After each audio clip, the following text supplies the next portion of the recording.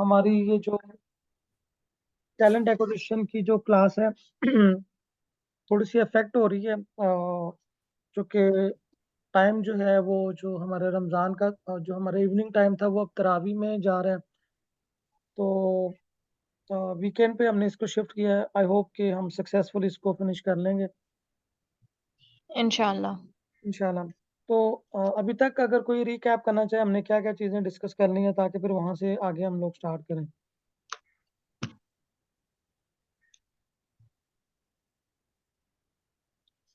आप शुरू से लेके अब तक की बात कर रहे हैं सर, लास्ट सेशन की बात कर रहे हैं? लास्ट सेशन में लास्ट सेशन में तो बेसिकली हमने टेक्निकल जो हमारा टैलेंट एक्विजिशन और रिक्रूटमेंट एंड सिलेक्शन की टाइप्स को डिस्कस किया था। टाइप्स पे हम मैसेज नहीं आए थे अभी तक। हम टैलेंट एक्विजिशन को ही डिस्कस कर रहे थे कि टैलेंट होता क्या है बेसिकली एक कंपनी के लिए। फिर उसके लिए हमने डिफाइन की थी कि क्या क्या टैलेंट एक्विजिशन की स्ट्रैटेजीज हो सकती हैं, जिसमें हमने कहा था कि जो किस तरीके से हमें सोर्स करना है उस टैलेंट को, किस तरीके से हमें how to fill the future position हो गया, what type of talent is needed and how to develop that talent pool. तो उसके अंदर वो जो रिक्रूटमेंट ड्राइव्स की हमने बात की थी, एमटीओ प्रोग्राम्स की बात की थी, ट्रेनिंग्स की बात की थी कि वो सोर्सेज हो सकती हैं हमारी।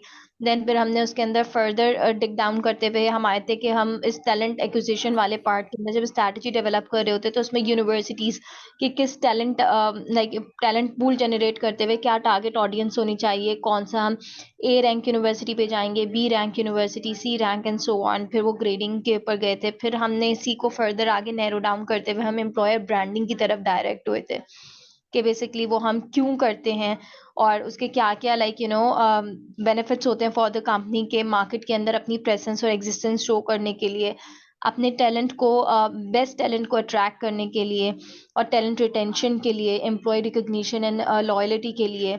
उसके साथ साथ हमने इसके अंदर ये भी बताया था कि एम्प्लॉयर ब्रांडिंग के डिफरेंट मेथड्स क्या होते हैं, जिसमें एम्प्लॉय एंगेजमेंट एक चीज़ थी, newsletters, job fairs, video testimonials, podcast, social media platforms and handlings को यूज़ करना, कंपनी वेबसाइट करियर पेजेस को यूज़ करना।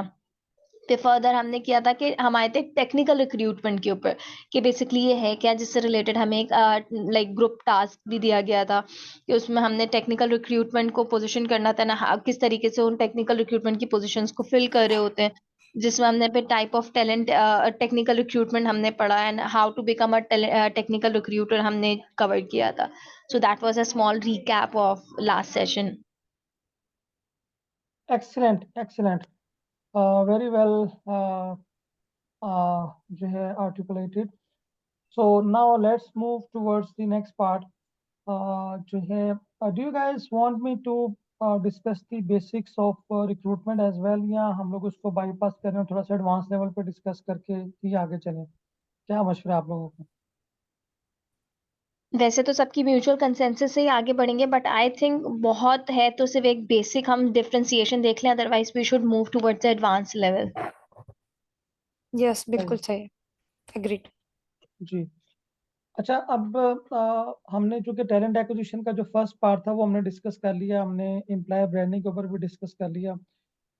फिर हमने टाइप्स ऑफ टेक्निकल रिक्रूटमेंट भी हमने लास्ट लेक्चर में डिस्कस की थी, कि जिसमें टेक्निकल रिक्रूटमेंट हम लोग समझते हैं कि सिर्फ होती है जो है आईटी सेक्टर के अंदर, वेयर एज मैंने आपको बताया था कि आईटी सेक्टर के अलावा भी जो डिफरेंट टेक्निकल रिक्रूटमेंट की डोमेन्स हैं, जिसकी वजह से टेक्निकल रिक्रूटर का जो है वो जो टर्म है वो निकली थी, मार्केट में एंटर हुई थी, कि टेक्निकल रिक्रूटमेंट से मुराद सिर्फ सॉफ्टवेयर इंडस्ट्री नहीं है, इससे मुराद इंजीनियरिंग इंडस्ट्री भी है, इससे मुराद डॉक्टर्स, फार्मा की इंडस्ट्री भी है। सो बेसिकली जब हम लोग रिक्रूटमेंट की बात करते हैं तो टेक्निकल रिक्रूटमेंट के अंदर जो फर्स्ट पार्ट आता है that is aligning your skills according to the business requirements, यानी कि जो बिजनेस है उसको आपने अंडरस्टैंड करना होता है एज ए रिक्रूटर, और उस टेक्निकल पार्ट को अंडरस्टैंड करके फिर आपने रिज्यूमे शॉर्टलिस्ट करके अपने हायरिंग डिपार्टमेंट्स के साथ शेयर करने होते हैं। It should not be the fact कि जो सीवी शॉर्टलिस्टिंग है वो जो है वो हायरिंग डिपार्टमेंट्स कर रहे हो। इनफैक्ट हायरिंग डिपार्टमेंट्स को शॉर्ट लिस्टेड सीवीज मिलनी चाहिए जिसको वो सिर्फ इंटरव्यू के लिए इनवाइट करें। अब अब ये जो शॉर्ट लिस्टिंग वाला फेज है, ये एज ए टेक्निकल रिक्रूटर जो है आप लोगों की जिम्मेदारी बनती है जब आप टेक्निकल रिक्रूटमेंट कर रहे होते हैं। अब ये बहुत इंपॉर्टेंट एलिमेंट है। अब अगर आप एग्जांपल मैं दूं, अगर आप लोग सॉफ्टवेयर इंडस्ट्री में ऑपरेट कर रहे हैं तो आपको सॉफ्टवेयर इंडस्ट्री की भी डिफरेंट टाइप्स होती हैं। ये नहीं होती कि हर जो सॉफ्टवेयर इंडस्ट्री है वो एक ही टाइप की है और वो एक ही तरह का काम करिए। हर सॉफ्टवेयर इंडस्ट्री डिफरेंट तरह के जो है वो डोमेन्स में डिफरेंट तरह की लैंग्वेजेस में काम कर रही होती है। उसके बाद अगर आप इंजीनियरिंग इंडस्ट्री में आ जाते हैं, आप लोग अपना माइक म्यूट कर दें जी, जो अभी बात नहीं कर रहे प्लीज़। अगर आप लोग इंजीनियरिंग इंडस्ट्री में आ जाते हैं तो उसमें भी डिफरेंट जो है आपको डिफरेंट टाइप्स की इंजीनियरिंग ऑर्गेनाइजेशन मिलेंगी। अगर आप फार्मा में आ जाते हैं या अगर आप लोग मेडिकल साइड पर आ जाते हैं तो उसमें भी आपको डिफरेंट ऑर्गेनाइजेशन जो है वो ऑपरेट करती मिलेंगी। आप लोग क्या समझते हैं कि when you are becoming a technical recruiter, तो टेक्निकल रिक्रूटर की जो है पहली स्टेप क्या है, कि वो पहला स्टेप उसने क्या करना है कि आप लोग when you are going to fill the vacancy, what is the first step which everybody has to do? So I would like to request all of you कि आप लोग एक एक मिनट के लिए अपना पॉइंट ऑफ व्यू शेयर करें, starting from Taimur.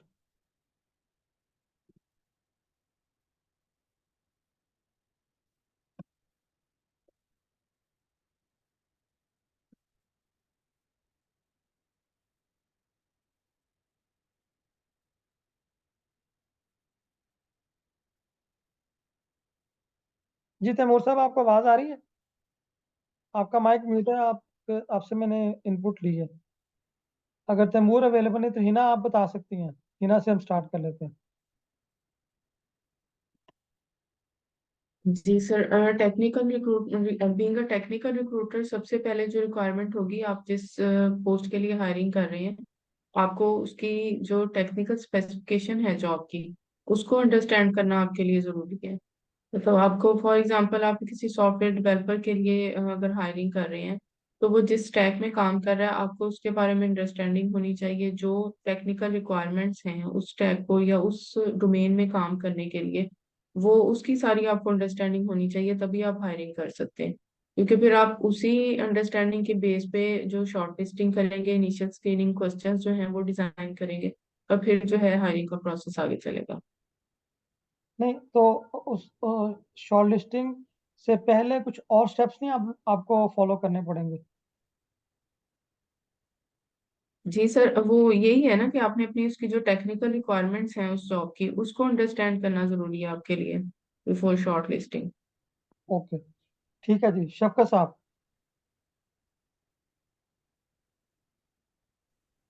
Ji sir, अस्सलाम वालेकुम टू ऑल। वालेकुम अस्सलाम। जी।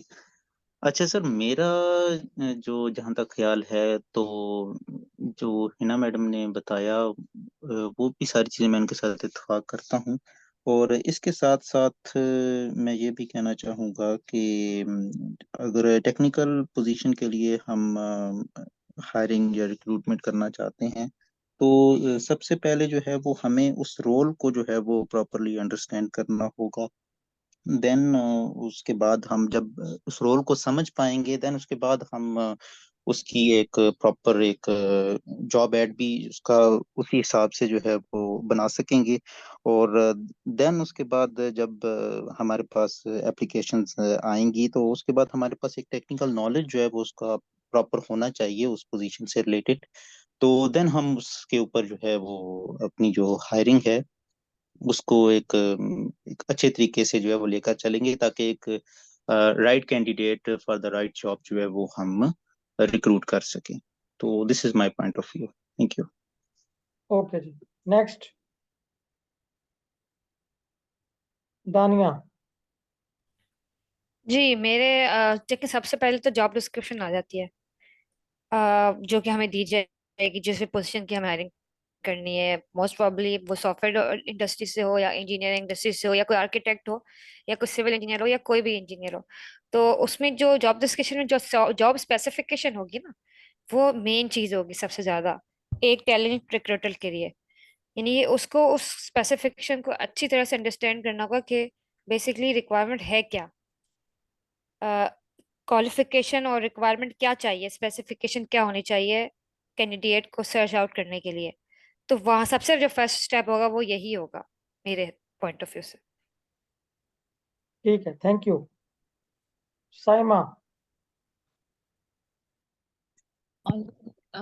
वैसे तो the recruitment process and the technical recruitment process, everything is similar, except we have to, go through the technical assessment process and the technical recruitment, where we probe and gauge the technical expertise of candidates, which is different from the other recruitment process, and where we are given the technical test or via email or via ATS, we link it and it directly goes to the email of the candidate.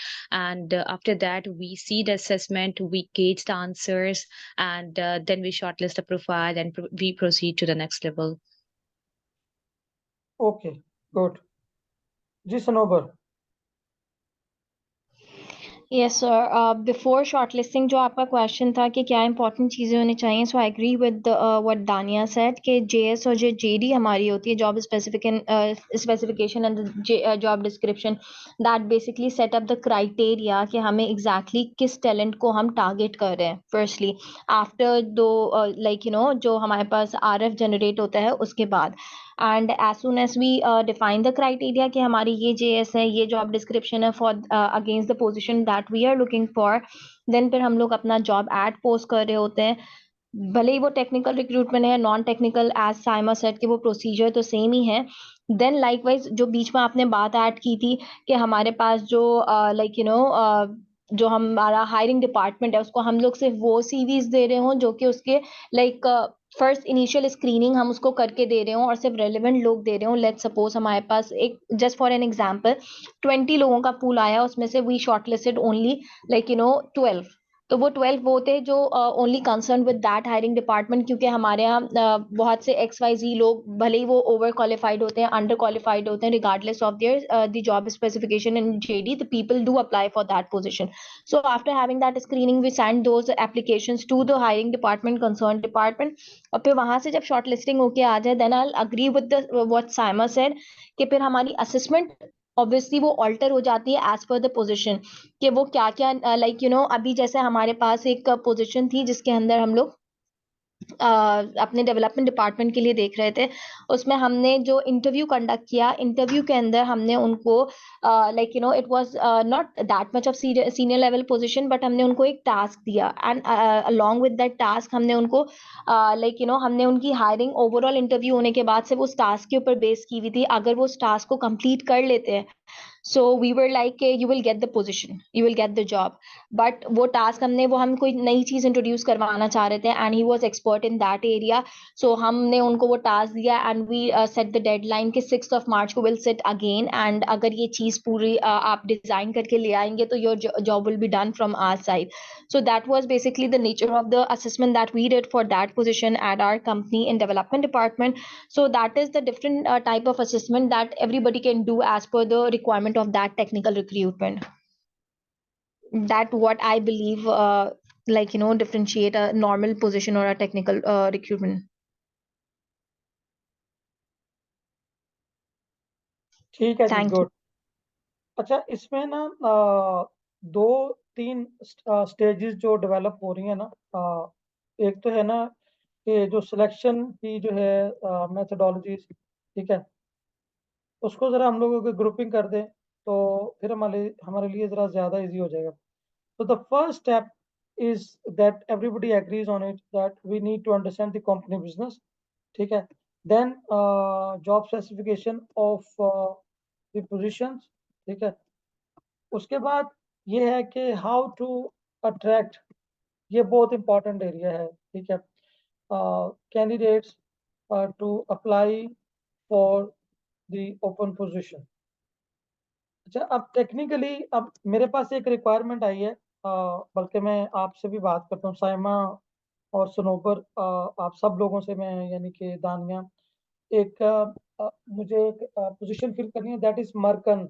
मरकन एक HR software है जो UAE में बहुत use होता है, अरब countries में। तो उसके कंसल्टेंट्स मुझे अरेंज करने हैं with in Pakistan. So it's a kind of very different and unique requirement. Now I have to find के वो जो मरकन के रिसोर्सेज हैं वो कहाँ पर हैं, उनको अट्रैक्ट करना बड़ा इंपॉर्टेंट है मेरे लिए. Once you are done with the understanding of the company business and then you understand the job specification, now you have to attract candidate. This is the third stage. Okay. So attract करना candidate को, आपकी उसके लिए जो आपके पास tool है that is you know one is the job advertisement. ठीक है.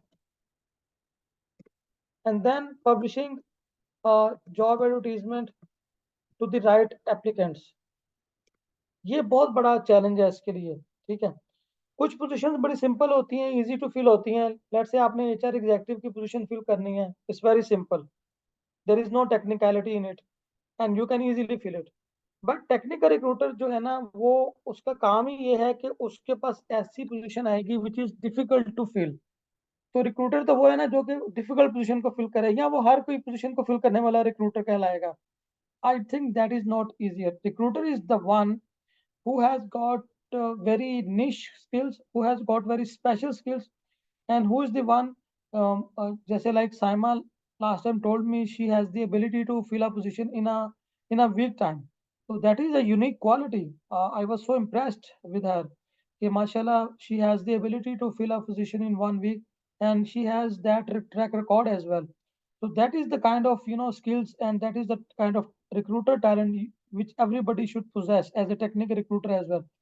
बट उसके लिए जॉब एडवर्टीजमेंट, फिर जॉब एडवर्टीजमेंट पब्लिशिंग जो है ना टू द राइट पीपल, ये बड़ा इंपॉर्टेंट है. Then having relevant pool of candidates, database भी बहुत इंपॉर्टेंट है आपके लिए. So do you guys agree with these steps, or we can bypass these steps? What do you say? Agree. We do agree.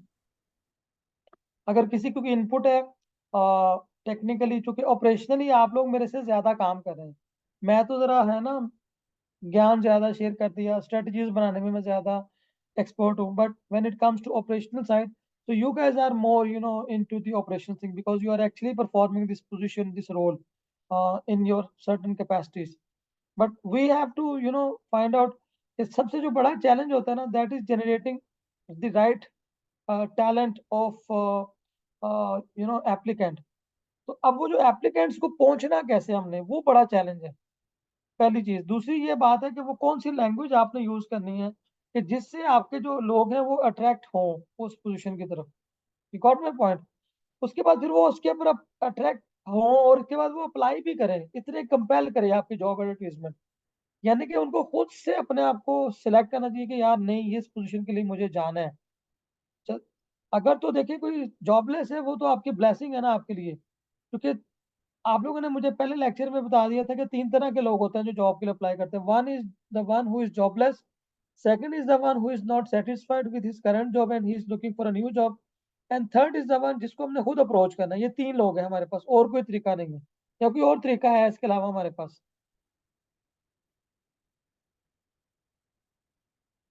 Head hunting का आपने बताया था. हाँ, वो तीसरा तरीका है ना, हम जिसको अप्रोच कर रहे हैं. ठीक है. हम्म. अब ये जो 2 लोग हैं जो पहले वाले, उनको ढूंढना जो है ना हमारी महारत है कि वो किधर बैठे हुए हैं. उन बंदों को ढूंढना जो है ना as a technical recruiter, that is your skill. उसको हम ढूंढेंगे कैसे, अब आप लोग बताएं. वो हमारे पास टूल उनको ढूंढने का जॉब एडवर्टीजमेंट है. ठीक है. या लिंक्डइन ने आपको टूल दे दिया कि जी उसके ऊपर आप ओपन टू वर्क जो लोग हैं वो उन्होंने साइन लगा दिए. अब आपने उनको ढूंढना है. पहली बात यह है कि आपने उस स्किल के लोगों को ढूंढना है, और उसके बाद आपने ये देखना है कि ओपन टू वर्क कौन है, ताकि आप उनको टारगेट करें और उनसे आप बात करें. आप हर किसी से बात ना करें. वो आपका फर्स्ट पॉइंट ऑफ कांटेक्ट होने की लिस्ट में आने चाहिए. अगर आपने लेट से 30 लोगों को शॉर्टलिस्ट किया है कि आपने विदाउट जॉब एडवर्टीजमेंट अगर आपने किसी से बात करनी है, but even then you need to have a proper job advertisement which you can share with people so that you can show them you are a serious recruiter. आप सिर्फ ऐसे ही बात नहीं कर रहे randomly. So job advertisement plays a very important role. So how many of you know the do's and don'ts of job advertisement? जी guys.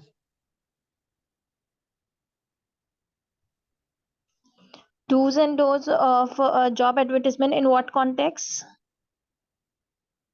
Job advertisement is a job advertisement इसके context क्या है, डूज एंड डोंट्स के what is the best way to make a job advertisement and what are the things which we should not consider और which we should Oh, not do while we are making a job advertisement. इसको dos perfect. And don'ts of good job advertisement कहते हैं। हाँ, तो उसके अंदर basically तो हमारे रोल्स एंड रिस्पॉन्सिबिलिटीज हम डाल रहे होते हैं वो लाजमी उसमें डालनी चाहिए। क्या जॉब स्पेक्स हैं, किस तरीके की कॉम्पिटेंसीज हमें रिक्वायर्ड है, एंड अगेन के किस रेलेवेंट ईमेल आईडी के ऊपर अगर किसी को अप्लाई करना है या किसी लिंक के थ्रू करना है सक्सेस फैक्टर या किसी भी करियर पेज के ऊपर उसका राइट एड्रेस शो प्रोवाइड करना so that that person can easily apply on that. एक क्लियर डेडलाइन प्रोवाइड करना, what exactly the position is और लोकेशन एग्जैक्टली मेंशन करना। So I think these are the areas that should be incorporated in job ad. And हमेशा से मेरे जहन में एक सवाल रहता है जो मैं यहाँ पे भी सर आपसे करना चाहूंगी। Like usually people do mention the the salary brackets or the exact salary that they are offering for that position or the budget that they are having. So is it the right way to incorporate that salary or the budget in that job ad, or it is not? Because I have some personal views on that. If आप अगर इसके ऊपर कुछ बताएं तो फिर मैं अपनी चीजें भी उसके अंदर शेयर करूं। ठीक है, पहले हम जरा दानिया का इनपुट ले लें, वो हैंड रेस किया था उन्होंने। जी दानिया। जी देखें, जॉब एडवर्टाइजमेंट में ना दो चीजें बहुत मेन है कि एक तो ये हो गया कि पोजीशन क्या है, और दूसरी चीज ये कि आपको क्या चाहिए। क्योंकि यूजुअली एडवर्टाइजमेंट में ना ये दो पॉइंट क्लियर नहीं होते, और रेज्यूमे सेंड करना किसी के लिए भी अब कोई मुश्किल बात नहीं है। रिक्रूटर के लिए क्या मुश्किल हो जाता है कि उस रेज्यूमेस को एवेल्यूएट करना। इतनी बंडल ऑफ रेज्यूमेस जमा हो जाती हैं, इवन दो कि आप बहुत स्पेसिफाइड एड भी डलाएं। तो लिंक्डइन जो है ना, इसके अंदर एक बहुत मेजर रोल प्ले कर रहा है। वो इस तरह कि अगर आप लिंक्डइन के जब ऐड चलाते हैं तो उसके अंदर वो आप उसको अगर बाय कर लेते हैं तो वो बहुत हेल्प करता है। उसके अंदर वो एग्जैक्टली उन्हीं रेलिवेंट लोगों को शो करता है आपका ऐड, जिन लोगों को आप हिट करना चाहते हैं। यानी कि आपके जिस भी आपके कंपटीटर्स हैं कंपनी के, उन कंपटीटर्स के बाद हिट करेगा। दिस इज लाइक मतलब इस तरह वर्क करता है, उससे बहुत टाइम बच जाता है। तो ये मेरा अपना एक है एक्सपीरियंस। नहीं, ये तो अब आपके टूल्स आ गए ना, आपने जैसे हम्म। एप्लीकेंट ट्रैकिंग सिस्टम्स आपने यूज करने हैं।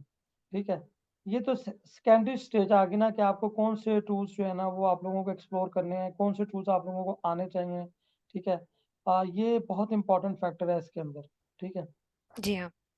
कि आप किस तरह के टूल्स को यूज करके आप मैक्सिमम जो रेलेवेंट एप्लीकेंट है उसको आप जो है ना वो शॉर्टलिस्ट करके रखें।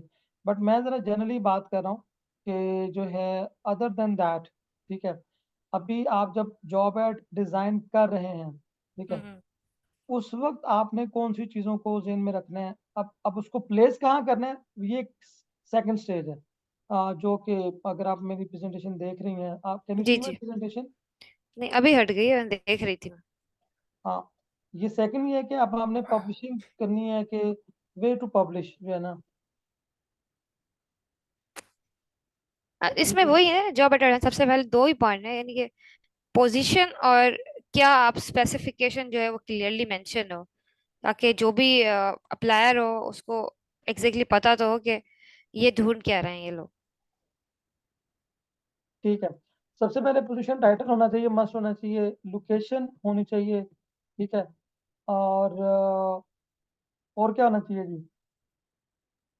Job board must be correct according to the location. For example, in India, we cannot post a job ad on ZipRecruiter, which is used in US. So we have to go, instead of that, we have to go to Naukri.com, which is the leading and the largest job board for India. Similarly, we have Indeed in Pakistan that we are using. Then we have Mustaqbil and Rosie.pk and some sort of local job boards. So we have to be very, very conscious about it. And if we are something posting for US region or UK region, then we have to use the local job boards. So these are some of the important tips. But if we go to the LinkedIn part, so that is something international, and we can use it for any location. But sometimes LinkedIn has some restriction. Likewise, we can say that it is not operational in China, in Japan, in somehow Hong Kong. So we have to go through that restrictions and everything before job posting. Good. So again ये आपने job advertisement का second step आपने explain किया कि हमने कहाँ publish करनी है. वो आपने बड़ा अच्छा किया कि कंट्री वाइज आपने मेंशन कर दिया कि कहाँ पर हमें जो है कौन से जॉब बोर्ड्स यूज करने चाहिए. ठीक है, ये जो जितने भी हैं ये आप लोग जॉब बोर्ड्स की बात कर रहे हैं. ठीक है, जैसे इंडीड है, लिंक्डइन है, ये सारे जॉब बोर्ड्स हैं डिफरेंट. ठीक है. So as I just said, I don't know whether it was right or not, but a job title, location, job क्या स्पेसिफिकेशंस में देख रही हूँ. लाइक मुझे 1 to 2 ईयर का एक्सपीरियंस चाहिए, 5 to 8 ईयर्स का चाहिए. तो जॉब स्पेसिफिकेशन अलॉन्ग विथ के क्या एजुकेशन मुझे रिक्वायर्ड है, क्या roles and responsibilities majorly I am targeting for, कि क्या जो भी जिस भी इनकम्बेंट को मैं फिल कर रही होंगी वो क्या रोल प्ले कर रहा होगा, अलॉन्ग विथ कि क्या किस जगह से उसको अप्लाई करना है, क्या डेडलाइन है, क्या लोकेशन है. So these were the major factors that should be incorporated in any job ad. Good. ये देखिए अब आपको ना ये इंडस्ट्री टू इंडस्ट्री ये बड़ा वेरी करता है. ठीक है, कि आप किस तरह का रोल फिल करना है, उस रोल को देखकर आपको बड़ा केयरफुली चलना पड़ेगा. ठीक है, तो लेकिन मैं ये समझता हूँ कि आप जब भी पोजीशन अनाउंस कर रहे हैं तो आजकल का जो ज़माना है बड़ी शॉर्ट, उसमें लोगों के पास ना इतना टाइम नहीं है कि बड़ी डिटेल्ड जॉब डिस्क्रिप्शन में जाएं. लेकिन जितनी आपकी सीनियर लेवल की पोजीशन होगी ना उतना ही फिर आपका जो जॉब एड है ना वो डिटेल्ड होना चाहिए. क्योंकि अगर मुझे कोई लेट से अप्रोच करे, मैं दो तरह की पोजीशंस परफॉर्म कर सकता हूँ. I can be chief information officer as well, and I can also be head HR और chief HR officer as well. जब मुझे कोई इस पोजीशन के लिए अप्रोच करेगा, अगर कोई हेड हंटिंग कर रहा है, तो नॉर्मली जो सीनियर लेवल की पोजीशंस होती है ना उसमें हेड हंटिंग बहुत ज़्यादा इन्वॉल्व होती है. जूनियर लेवल की पोजीशन के अंदर रिक्रूटमेंट इन्वॉल्व होती है. रिक्रूटमेंट में और हेड हंटिंग में यही फ़र्क होता है कि हेड हंटिंग जो है ना वो रिक्रूटमेंट में नहीं आती. रिक्रूटमेंट मीन्स के वो रिक्रूटमेंट का पूरा एक प्रोसेस होता है, उसमें जो आप लोगों ने देख लिया है कि उस प्रोसेस क्या होता है, जॉब एडवर्टीजमेंट करना, फिर कैंडिडेट्स को अप्रोच करना, कैंडिडेट्स को शॉर्टलिस्ट करना, ये सारा प्रोसेस होता है उसके अंदर. हेड हंटिंग जो होती है वो डायरेक्टली आप कैंडिडेट्स को बात करते हैं. Normally it goes for executive search और for top level positions, it is not for junior level positions. उसकी जब आप करते हैं तो उसमें you need to send them proper job description which should cover both the job specification and job description as well. And even sometimes they also demand you the complete details of the benefits and salary package as well. So you have to make sure when you are targeting at senior level, so you should have complete information in hand, so that you should give a very good impression to the candidate. वो जो candidate experience वाला matter है ना वो बहुत ज्यादा इस पे आ रहा होता है.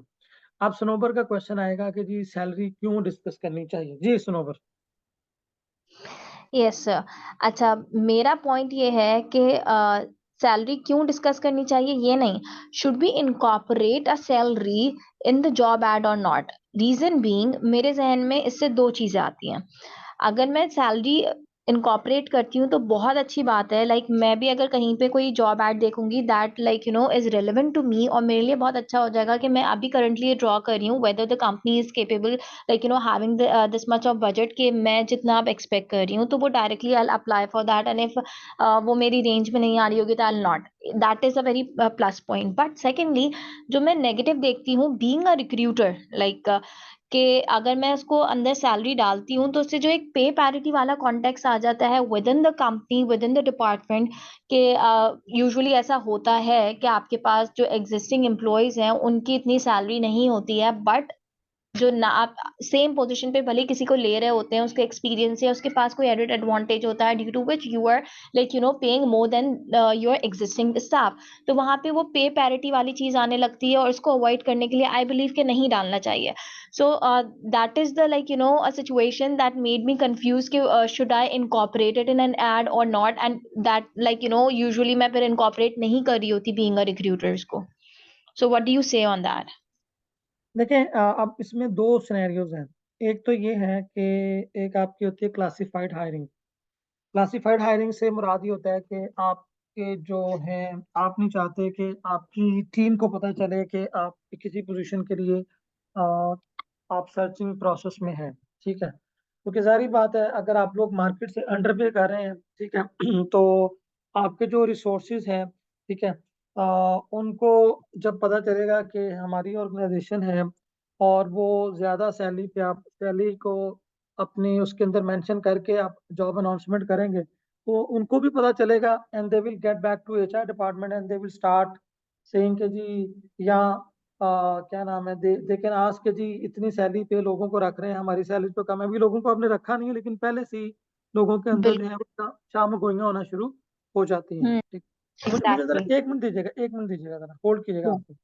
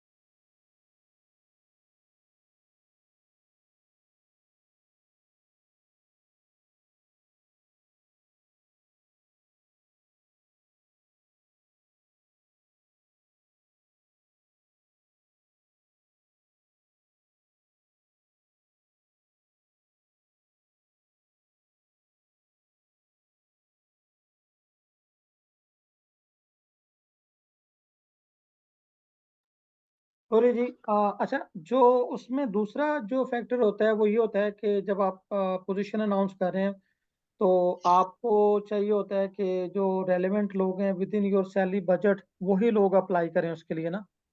अ, तो उस पर्सपेक्टिव से जब आप लोग सैलरी नहीं मेंशन करेंगे तो आपको ऐसे भी लोग मिल जाएंगे जो कि फिर आपका सिलेक्शन प्रोसेस में फिर आपको उनसे पूछना पड़ेगा और उसमें आपका एक्स्ट्रा टाइम लग सकता है. ठीक है, तो इसलिए बेहतर ये होता है कि आप जो है सैलरी रेंज डिफाइन कर दें. अदरवाइज बहुत सारे लोग सैलरी रेंज ना होने की वजह से वो एट टाइम्स अप्लाई भी नहीं करते या अप्लाई करते हैं और लेटर ऑन वो आपको जो है आपकी रेंज से बाहर होने की वजह से वो फिर उसको आपका टाइम जो है ना वो ज़ाया होता है. लेकिन उसका फायदा ये होता है कि अगर तो आपको ये वाली सिचुएशन है ना जो आपकी करंट एम्प्लॉयज वाली, उससे फिर आप उस सिचुएशन से आप बाहर आ जाते हैं। तो अगर वो सिचुएशन हो, ये डिपेंड करता है ऑर्गेनाइजेशन टू ऑर्गेनाइजेशन, ठीक है। तो फिर आपको जो है सैलरी मेंशन नहीं करनी चाहिए। अगर आपको वो सिचुएशन नहीं है तो फिर आपको सैलरी मेंशन कर देनी चाहिए, उसमें कोई प्रॉब्लम नहीं है।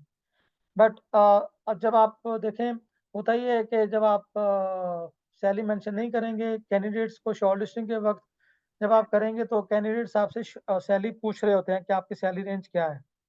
उसमें जब आप उनको सैलरी रेंज डिस्क्लोज करते हैं तो उनके कुछ ना कुछ आपकी ऑर्गेनाइजेशन में कॉन्टैक्ट्स होते हैं, वो उनसे पूछते ज़रूर हैं। तो आपकी वो चीज़ जो सीक्रेसी है ना वो ओपन हो जाती है। ये नहीं आप कह सकते कि वो सीक्रेसी आपकी मेंटेन रहेगी। आई एग्री, सीक्रेसी तो हम मेंटेन 100% कर भी नहीं सकते, because ultimately when that employee candidate joins the company as an employee, so वो अल्टीमेटली तब भी कुछ टाइम बाद चीज़ें आपस में डिस्क्लोज होना शुरू होती हैं।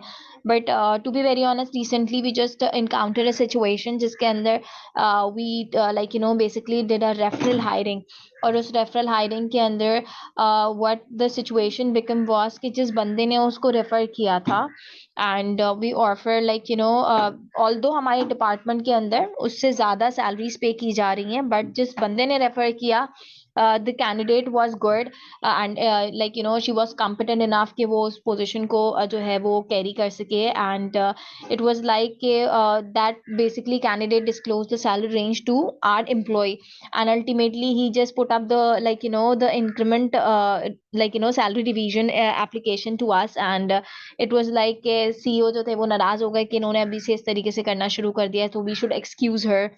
सो इस तरीके की सिचुएशन हो जाना, एंड जबकि हम तो उसमें डिस्क्लोज भी नहीं कर रहे होते अपनी salary ranges. So I feel like के I become confuse at that point के ऐसी चीज हो जानी भी चाहिए, but ultimately it's affecting the existing departmental harmony as well. हाँ, ये उन ऑर्गेनाइजेशन में स्नोबर इशू होता है जहाँ पर वो लोग एग्जिस्टिंग एम्प्लॉयज़ को सैलरी कम दे रहे होते हैं, नए एम्प्लॉयज़ को ज़्यादा सैलरी देते हैं, क्योंकि जो पुराने एम्प्लॉयज़ है वो चले बेचारे बैठे होते हैं। अब नया टैलेंट आता नहीं है तो फिर उनको अपनी सैलरी रेंजेस इंक्रीज करनी पड़ती हैं न्यू पोजीशन एग्जैक्टली। अनाउंसमेंट करने के लिए। तो उस वक्त फिर आपके जब एम्प्लॉयज़ को पता चलता है तो वो अफेक्ट होता है। और अगर आप देखें, आप रिक्रूटमेंट के अलावा अगर आप एचआर ऑपरेशंस भी देख रही हैं तो फिर आपको क्यूरीज आना शुरू हो जाती हैं, ठीक है। तो उस वक्त एग्जैक्टली। फिर आपको हैंडल करना मुश्किल होता है। तो हम्म। मैं ऐसी सिचुएशन में ये कहता हूँ जी कि मैं कहता हूँ यार हमने तो सीवीज लेने हैं, जब हम किसी को हायर करेंगे तो वो तो हमने जारी बात है अपनी ऑर्गेनाइजेशन की सैलरी ब्रैकेट के अंदर रहकर ही करने हैं ना। हमने हम्म। इंटरनल इक्विटी को बाईपास नहीं करना, क्योंकि इंटरनल एग्जैक्टली। इक्विटी भी तो हमने मेंटेन करनी है। तो इसलिए हम्म। आप लोगों को इस बारे में परेशान होने की ज़रूरत नहीं है, ठीक है। हम लोग किसी को हायर करेंगे तो जारी बात है अपना जो है इंटरनली देखकर ही हायर करेंगे कि किसी की अगर हम किसी एम्प्लॉय को ले आते हैं जिसकी सैलरी ज़्यादा है तो जारी बात है किसी कुछ रीजन ही होंगी जिसको हम देख कर लाएंगे। अगर कोई ज़्यादा टैलेंटेड है या ज़्यादा एक्सपीरियंस है, ठीक है, तो वो फैक्टर्स एचआर ने डिसाइड करने होते हैं, एम्प्लॉइज़ तो डिसाइड नहीं ना कर सकते ये। एग्जैक्टली। जी, या हायरिंग मैनेजर डिसाइड करेगा, उसका बजट एलोकेट हो रहा होता है। एग्जैक्टली, एक्चुअली वहाँ पे बहुत ही अच्छे से चीज़ों को मैनेज भी करना होता है, बिकॉज जो आपका एम्प्लॉय होता है एग्जिस्टिंग, वो ऐसे बात कर रहा होता है जैसे हमें सारी चीज़ें पता है, and at the other side of the table HR is with the view कि हमें उनको भी कूल डाउन करना है, काम डाउन करना है, we have to retain them as बिल्कुल, वेल। बिल्कुल, बिल्कुल, एचआर की तो ये जॉब उस है। चीज़ को ऑल्टर तो हम कर रहे होते हैं कि नहीं ये इस तरीके से है, क्योंकि कभी किसी का एक्सपीरियंस ज़्यादा होता है, किसी का एक्सपीरियंस है, नॉलेज है, बट रेलेवेंट इंडस्ट्री के अंदर कोर एक्सपीरियंस बहुत ज़्यादा है, तो उन सारे फैक्टर्स को देख के ऑब्वियसली हम एक्जिस्टिंग एम्प्लॉय को भी ये बात समझा रहे होते हैं। किसी का कुछ प्लस पॉइंट होता है जिसको हम लोग देखते हुए कुछ कर रहे होते हैं, किसी की एजुकेशन होती है, किसी का रेलेवेंट एक्सपीरियंस होता है, किसी के खुद के स्किल्स होती है, उसका पोटेंशियल होता है जिसको हम देखते हुए, कुछ स्पार्क्स होते हैं जिसको देखते हुए कंसीडर कर रहे होते हैं। but that sometimes employer unable to understand those factors, because अगर मैं भी I always try to emotional intelligence जो EI वाला हमारा part है, try to put yourself in somebody else shoes, तो वो करते हुए भी कि अगर किसी को मैं भी उसकी जगह होंगी मुझे होगा यार existing employee को नहीं दे रहे, so उन चीजों को अच्छे से handle तो हम कर रहे होते हैं, but still वो एक disturbance at that point in time हो रही होती है।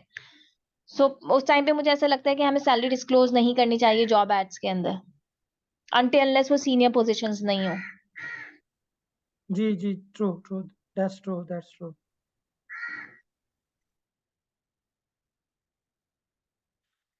बस ये आपको बड़ा टैक्टफुली मैनेज करना पड़ता है। आपको जो है you should have already you know आपके पास स्टोरी टेलिंग के वर्ड्स ऑलरेडी तैयार होने चाहिए when you have to face your existing employees, so that you can easily calm them down and you can easily convince them। मैं तो ऐसे ही करता हूँ कि अगर मेरे पास आते हैं लोग तो मैंने पहले से स्टेटमेंट्स रेडी करके रखे होते हैं तो मैं उससे ही उनको मैनेज करता हूँ, क्योंकि आपने True. दोनों साइड्स को देखना होता है। आपने पोजीशन भी फिल करनी है, आपने हायरिंग का जो प्रेशर है उसको भी सस्टेन करना है, आपने एग्जिस्टिंग एम्प्लॉयज को कंफर्टेबल भी रखना है। एचआर की जॉब इसलिए आज से बड़ी डिफिकल्ट है, you have to be very political. कल भी मेरी अपने एक you know why I left you know job, कि जब आप इंटरनल जॉब पर होते हैं ना, मैंने अपना बिजनेस क्यों स्टार्ट किया, तो देखिए जॉब पे आपसे मिस्टेक होती है। मेरी इस तरह की पर्सनैलिटी है, मैं ना जरा इजी गोइंग पर्सन हूँ। I am very friendly, I am easy going and I am blunt, I am open. मैं वो नहीं हूँ, मैं अंदर बाहर से एक जैसा हूँ। आप मेरे से मिले भी हैं, शायद आपने मुझे फील भी किया हो, ठीक True. है। तो अब एचआर की जॉब पे जब आप ऑफिस में बैठे होते हैं ना, तो you have to be very political, बहुत केयरफुल होना पड़ता है। मेरे से इतना ज्यादा केयरफुल नहीं हुआ जाता, सच्ची बात है। मैं Pleaser बड़ा, बनना पड़ता है। आपको अपना मुंह बहुत ज्यादा सीना पड़ता है, बहुत सोच समझ के बात करनी पड़ती। आपने बाज का मजाक में भी कोई बात कर दी है एचआर ने, तो वो पता नहीं किस रंग में जाएगी। अगर आपने सीरियस में भी बात कर दी है तो वो पता नहीं किस मजाक में जाएगी। तो इंटरनल जो होता है ना, वो उसके ऊपर बहुत सारा, तो मेरे से इतना नहीं होता कि मैं रोज पंचायतें मेरे से नहीं भुगती जाती। I like, hmm I feel more comfortable in doing my business, कि मेरे से मिस्टेक हो रही है ना, तो उसका नुकसान भी मुझे हो रहा है, कोई मेरे ऊपर हम्म आके वो नहीं है किसी को। That's the beauty of you know of being your own employer as well. तो अब हम्म मैं अपना एम्प्लॉयर मैं खुद हूँ, तो मुझे अगर मैं मेरी कोई गलत स्टेटमेंट निकलती है, उसका नुकसान मैं खुद उठाता हूँ, तो मुझे किसी को जाके ना जवाबदेह नहीं होना पड़ता। अगर मेरा कोई कस्टमर नाराज होता है तो उससे मैं माफी मांग लेता हूँ और मैं बच के बाहर साइड पे निकल जाता हूँ। ये नहीं होता हम्म कि यार कि वो जो है ना, अब पहले एक बंदे को समझाओ, फिर दूसरे को समझाओ, फिर तीसरे को समझाओ, फिर एंड पे हम्म साल के बाद आपके परफॉर्मेंस अप्रेजल आ रहा है, उस वक्त फिर समझाओ जी आपने, आपको तो टैक्टिक्स नहीं आते, आपको डिप्लोमेसीज नहीं आती, आपने ये कर दिया, आपने वो कर दिया, आपकी प्रमोशन नहीं हो सकती, आपको ऐसे नहीं हो सकता, आप वॉशरूम नहीं जा सकते, आप ये नहीं कर सकते, ठीक है, things like that. Oh my God. तो जो है ना, मेरे से इतना नहीं, तो इस that was the key reason मैं जिसकी वजह से अपने बिजनेस में आया था। और मैंने 4 साल से मैं स्नोबॉल स्ट्रगल कर रहा हूँ। शुरू में हम्म तो मुझे बहुत टफ टाइम मिला था। आपको ब्रेक थ्रूज नहीं मिलते शुरू में ना, बिजनेस के अंदर आपको लोग हेल्प नहीं करते, आपको कंटिन्यूसली सस्टेन करना पड़ता है। अल्लाह का शुक्र है, अल्लाह का शुक्र है, आहिस्ता आहिस्ता आहिस्ता I made my place. Now hmm people know me very well, not well, very well, Allah का शुक्र है। तो अ, माशाल्लाह।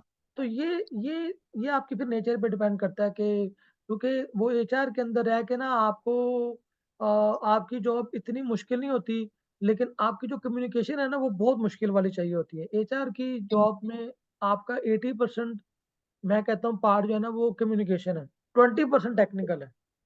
हम्म सो जिस बंदे की कम्युनिकेशन बहुत अच्छी है ना, उसी को जाना चाहिए एचआर के अंदर। हम्म जो मेरी तरह से है ना ओंगा बोंगा, उसको नहीं जाना चाहिए। सर मतलब ऐसा बिल्कुल भी नहीं है and to be very honest you are completely right and I completely like echo what you just said and बहुत सारी situations ऐसी आ जाती हैं even अभी right now we are in a position कि हमारे पास कुछ ऐसे scenarios हैं जिसमें employee wanted to, a salary raise for their like existing positions क्योंकि एक एक करके बाकियों की हो रही है एंड लोगों को ये अवेयरनेस देना कि अगर किसी की इवैल्यूएशन हो रही है तो let your employ who is being evaluated for that position do have a like mutual consensus on that evaluation as well and they were like कि अगर हम उनसे इवैल्यूएशन करवाएंगे तो it will go on like it will become a debate वो कहेगा मैं नहीं मेरी तो रेटिंग ऐसी जानी चाहिए मेरी तो रेटिंग वैसी जानी चाहिए सो उसके ऊपर भी उनको एजुकेट करना नहीं it is a very important part जिसके ऊपर आपको करना है दोनों को म्यूचुअल कंसेंसस से आना है साइन ऑफ करानी है सो उससे भी लोग जो है ना वो कतरा रहे होते हैं भाग रहे होते हैं कि नहीं बस कुछ ऐसे स्टेप्स हों जो हम बाईपास कर दें and we just jump on the stage जहाँ पे बस चीजें कंक्लूड हो रही हो, आगे बढ़ रही हो। तो बहुत सारी सिचुएशंस ऐसी आती हैं जिसमें कम्युनिकेशन जो है, लोगों को अंडरस्टैंड करना और इवन अंडरस्टैंडिंग देना, that plays a very important role at that point. सही है जी जी, एक मिनट जरा होल्ड कीजिएगा, होल्ड कीजिएगा जी, कंटिन्यू करें। Hello hello. Yes sir. तो अब आपका, आई होप कि आपकी जो क्वेश्चन था, ठीक है, वो हो गया है, ठीक है जी। बाकी सबको मेरी बात नहीं समझ आ रही, दानिया को है कि उनको समझ नहीं आ रही। दानिया, आपका इंटरनेट खराब है या मेरा इंटरनेट खराब है? पता नहीं, ये तो मुझे समझ में नहीं आ रहा। मैं भी इतनी देर से यही सोच रही हूँ, क्योंकि अब बीच में से आवाज बिल्कुल गायब हो जा रही है, हो रही है बाप रे। अगर सबके पास चल रहा है तो फिर मेरे ही पास इश्यू होगा। नहीं, बीच में ना 2 दफा मैंने होल्ड करवाया है। वो मेरे नहीं एक्चुअली नहीं, अभी भी रिलेटिव है। कॉल हाँ, करते करते वो, बीच में डिस्कनेक्शन हो रही थी। अच्छा, वो एयरपोर्ट पे बैठे हैं, उनको कुछ इश्यूज आ रहे हैं, तो उनको मेरी हेल्प चाहिए थी। वो बेचारे उम्रे के लिए फर्स्ट टाइम जा रहे हैं, तो फर्स्ट टाइम जो आपको पता है जा रहा होता है ना, जी जी बिल्कुल, नहीं वो इश्यू नहीं था। अभी कॉल में अभी भी पाकिस्तान में डिस्कनेक्शन हो आपको रही है। पता है कि मोस्टली लोग इंटरनेशनल ट्रैवलिंग उम्रे के लिए ही करते हैं। उसके जी अलावा उन्होंने माशाल्लाह। उन्होंने डोमेस्टिक ट्रैवलिंग भी नहीं की होती, और इंटरनेशनल तो दूर की बात है। तो वो फिर जब जहाज पे एयरपोर्ट जाके उनको बहुत सारी चीज़ें समझ आती हैं, और ऐसे ही है। तो एनीवे जी, नेक्स्ट स्टेप हमारा है, तो अब आप लोगों को जॉब एड डिज़ाइन करनी आई बिलीव कि आती है। अगर नहीं आती तो जॉब एड्स डिज़ाइन करें, मेरे से डिस्कस करें। और आपने देखना ही है कि आपने, you have to find out the way से जिससे मैक्सिमम लोग आपकी जॉब एड के अगेंस्ट अप्लाई करें, ठीक है। दूसरा ये है कि जो लेटेस्ट टेक्निक्स हैं, जो है ना, उसके बाद अगर आपको लेट से लोग नहीं मिलते, आपने थ्रू हेड हंटिंग भी लोगों को इन्फॉर्म करना है। उसमें भी ये नहीं होता कि जूनियर पोजीशन के लिए आप हेड हंट कर रहे होते हैं। आप बेसिकली ये करते हैं कि आप लोगों को ईमेल करते हैं, आप लोगों को मैसेज करते हैं, आप लोग पहले उनको आइडेंटिफाई करके, फिर आप लोग उनको अप्रोच करके, आप लोग उसमें जो है उनको जो है कम्युनिकेट करते हैं about the job. So how many of you know about Boolean search?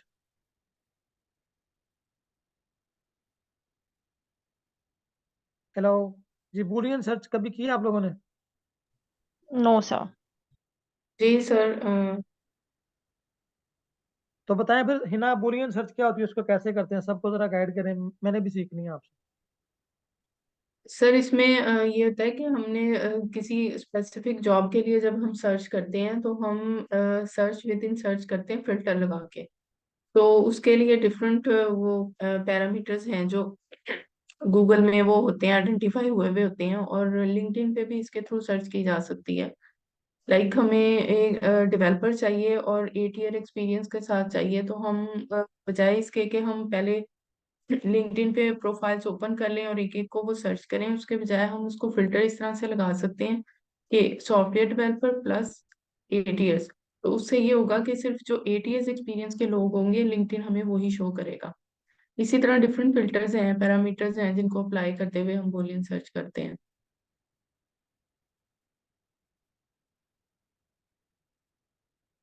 जी जी, बताएं, थोड़ा सा डिटेल में एक्सप्लेन करें, जो है।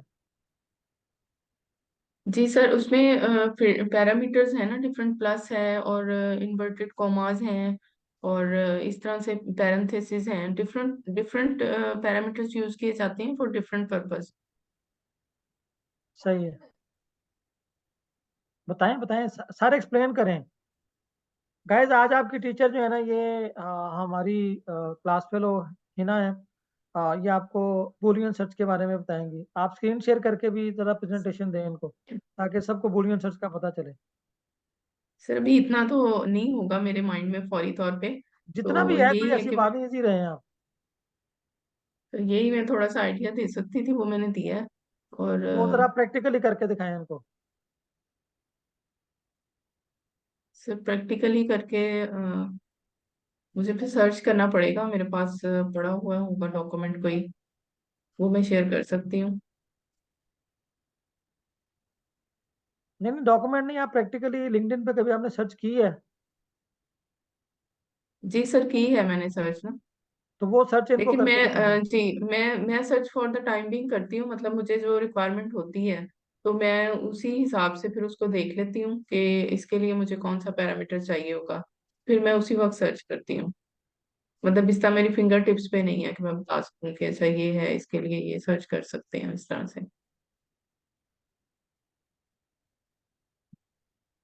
सही।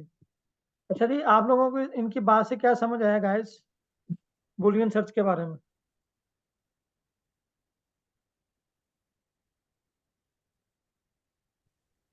तैमूर साहब, आपको जी आवाज आ रही है?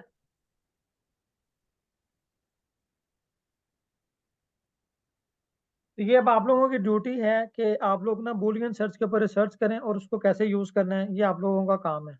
ठीक है जी, ये टास्क है आप लोगों का, ये आपका पर्सनल टास्क है। Hello everyone, Sanobar, okay sir. ये दानिया। Okay sir. ठीक है, मैं ये ग्रुप में लिख भी देता हूँ।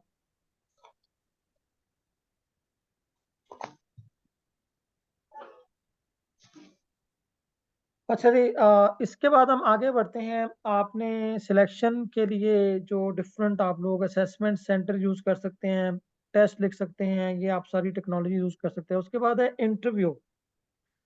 इंटरव्यू के लिए कौन कौन से क्वेश्चन आप लोग यूज करते हैं? स्नोबर की बातचीत से तो लगता है मुझे कि उसको इंटरव्यू करना बड़ा तेज आता है। अब बाकियों का नहीं मुझे पता, हिना का, रबिया का, दानिया का, शफकत का।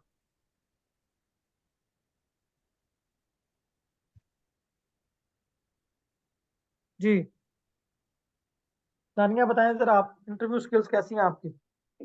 How to interview a candidate? Hello. जी। जी जी। जी सर, इंटरव्यू स्किल कैसी है, ये अच्छा सवाल है आपका।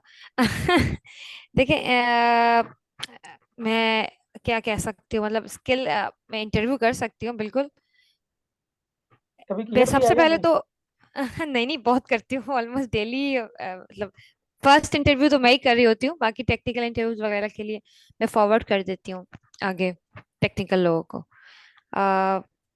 मैं बेसिकली जेडी को जज अंडरस्टैंड करने के बाद जो उसमें से बेसिक क्वेश्चन होते हैं, ये फर्स्ट इंटरव्यू में तो बेसिक चीजें होती हैं, इंटरेक्शन कैसे कर रहे हैं, कम्युनिकेशन कैसी है, और उनकी क्या स्किल्स हमारी रिक्वायरमेंट से मैच हो रही हैं, इन थोड़ी बहुत चीजों का हम आइडिया कर रहे होते हैं इनिशियल इंटरव्यू में।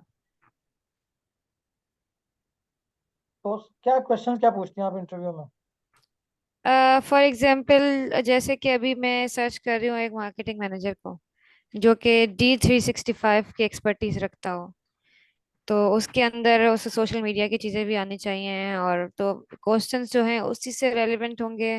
मीन्स लाइक कि एक्सपीरियंस कितने साल का हो गया, और और एक्चुअल यानी रेलिवेंट एक्सपीरियंस। एक्सपीरियंस तो बहुत होता है लोगों का, डिफरेंट डिफरेंट चीज़ का, लेकिन D365 स्पेसिफिकली जो माइक्रोसॉफ्ट की प्रोडक्ट है उसका कितना एक्सपीरियंस है, उसमें उन्होंने क्या क्या रोल प्ले किया हुआ है ऑलरेडी पहले, और उसके अंदर क्या एक्सपर्टीज वो यूज करते रहे हैं as a being a marketing manager. और इसके अलावा और चीजें भी हो सकती हैं, लाइक पीपीसी है, सोशल मीडिया के बारे में पूछ सकते हैं। मतलब जो मेरी जॉब डिस्क्रिप्शन है उसी से रेलिवेंट जो क्वेश्चन होंगे वो मैं कर रही होंगी, बेसिक। सही है, तो बेसिक सवाल तो पूछे। सवाल का नाम बताया ना, कि मसलन आपने लेट्स से आपने मुझे कॉल की, मेरा इंटरव्यू करें आप। नहीं नहीं, मैं आपका इंटरव्यू नहीं कर सकती, सॉरी, ये तो गलत बात है। अरे नहीं, मैं बहुत छोटा बंदा हूँ, आप लोग सही में किसी आपको और मैं को ले इनकी आए आप। इन तो स्नोबर मेरे से मिली हुई, उनसे पूछ ले, मैं बिल्कुल छोटा। ये नहीं, रबिया मैं मेरे भी से आपसे मिली हुई है, मिली इनको हुई हूँ। पता। मैं भी आपसे मिली हुई हूँ पिछले साल, जो के एस बिट में आप कराची स्कूल ऑफ लीडरशिप में आप आए थे। एक आप लोगों की वर्कशॉप हुई थी, उसमें भी मिल चुकी हूँ, और इसके अलावा आपकी एचआर की जो होती है ना हर साल यहाँ एग्जीबिशन, उसमें भी मिल चुकी हूँ। हाँ, तो आपको पता है मैं बहुत छोटा हूँ, तो इसलिए आप मेरा इंटरव्यू कर सकते हैं। नहीं नहीं, आप छोटे नहीं है। बहरहाल मैं आपसे मैं जरूर क्योंकि ना सवाल पूछ छोटा लेती हूँ, हूँ। लोग मुझे पसंद ही नहीं करते हैं।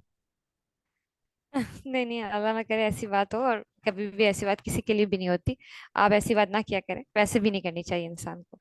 बहरहाल मैं ओके। देखें, जहाँ तक बात है क्वेश्चंस की, तो फॉर एग्जांपल मैंने जैसे अभी आपसे, मैं आपकी तो फील्ड एचआर की ना, तो मैं आपसे बेसिकली ये सवाल पूछूंगी कि आपके क्या क्या एक्सपीरियंसेस हैं, आप कितने साल आपने जॉब की, और जैसे आपने जिस अभी लास्ट टाइम जिक्र किया, तो आपने जॉब क्यों छोड़ी, क्या वजूहात थी, इनके क्या रीजंस थे, और आपका फ्यूचर प्लान क्या है, आप क्या सोचते हैं कि फ्यूचर में आप अपने कितना सक्सेसफुल हो सकते हैं अपनी इसको लेकर, अपने प्लान्स को लेकर, जो कि आपकी अपनी कंपनी के हवाले से है।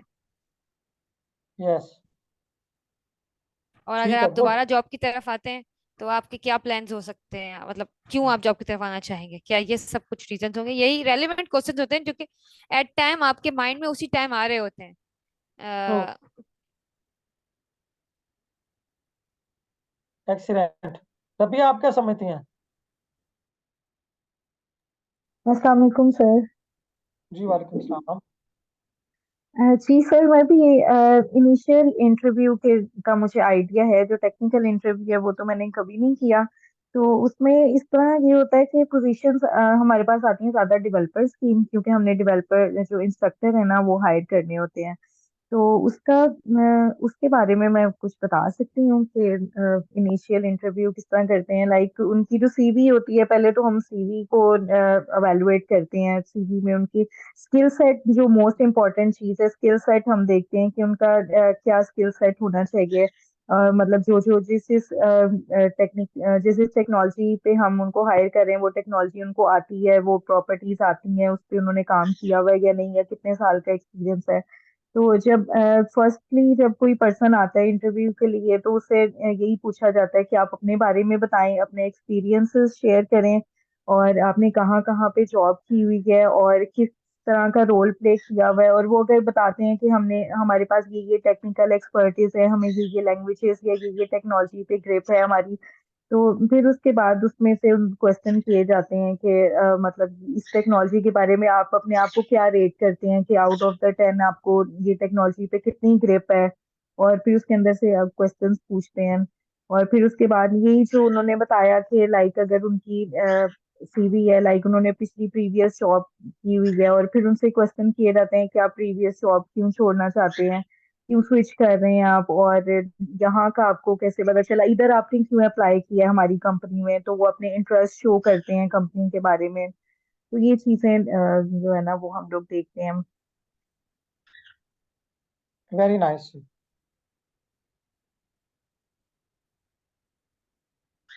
एक्सीलेंट। बाकी ठीक है जी, यही जी चीजें। Snober,